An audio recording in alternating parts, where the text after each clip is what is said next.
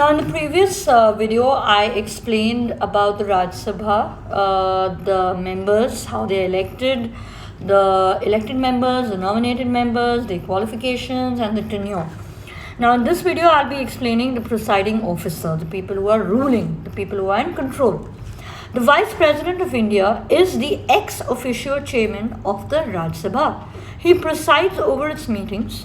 He has no right to vote on any issue discussed in the House. He can, however, exercise a casting vote in a case of a tie. Now, what happens is, whenever the discussion is taking place in the Parliament, then in the Rajya Sabha, then people have different opinions or different points, and discussions take place. Somebody in favor of it, someone against it. So he cannot make a decision what is right and what is wrong, or he can't interfere in this, right? His duty is to hear whatever everybody has to say.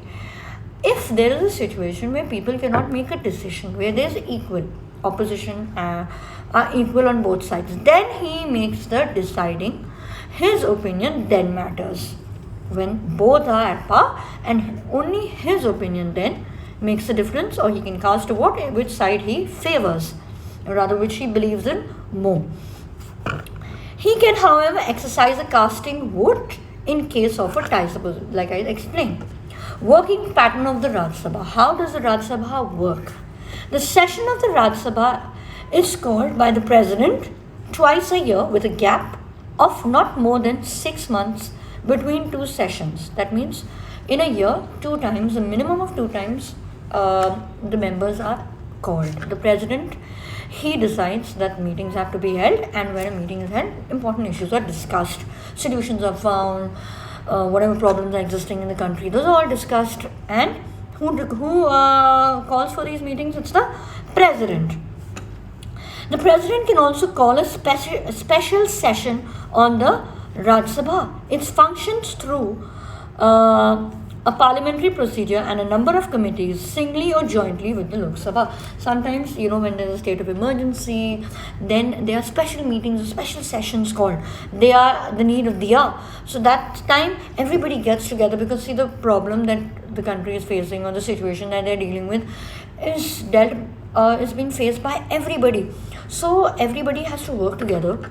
When all the organs or all the sections of any kind of system or institution work together and sit together, only then can you get a fruitful, decision which will help everybody. That means, what I meant by this is, people, whenever there's a problem, everybody needs to come together, work on it as one, so that whatever solution they find, it benefits everybody as a whole. It's not just typically just meant for one section. It's meant for everybody. Everybody needs to be benefited. Everybody needs to be heard out, and everybody needs to understand that whenever there's a crisis, people have to come together, no matter whichever section of the government they belong to. If there's a meeting called, they have to put all their differences aside and have to work for the benefit of the country. So, quorum of the Rajya Sabha.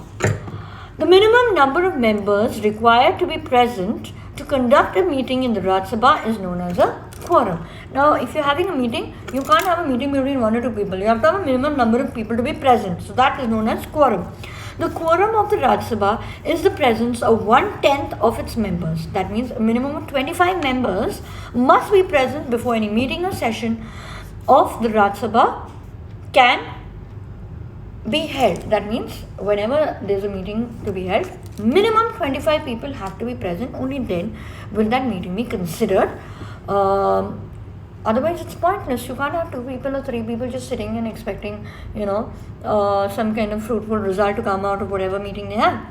Now, the salaries, the allowances, and ministers, the local areas development, all that will be studying now.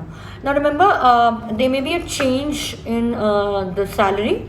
And the book that I'm making use of is the old one, because like I said, it's lockdown. We're facing a lot of problems. We're just trying to do the maximum we can. And if there's any change, we will accordingly deal with it. At present, the members of the parliament draw a monthly salary of 50,000 and a daily allowance of 2,000 during the session.